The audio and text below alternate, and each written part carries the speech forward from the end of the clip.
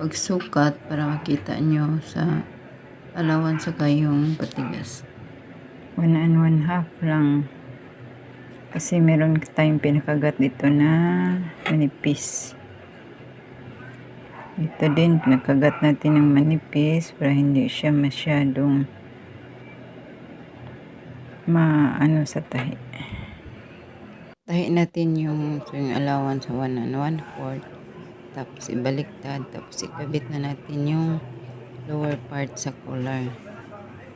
Tapos ibaliktad, iplansya natin. Yan na yung kinalabasan. Tapos ikabit na natin doon sa neck hole. Ang pagkakabit ng collar dapat magsimula sa harap, close siya sa likod para malinis tingnan pagkatapos magtahi. Ito yung tayo sa collar niya kapag yung may curve yung yung may lalim yung curve sa collar. Pero kung straight, hindi yan siya ganyan.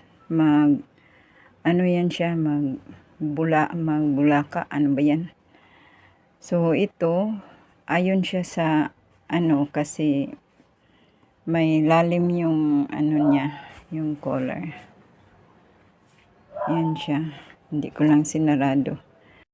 Yan, at makikita mo sa picture yung kaibahan sa website na design at saka ito. Silang lahat na buong school, ganyan ang pinapagawa nila na design.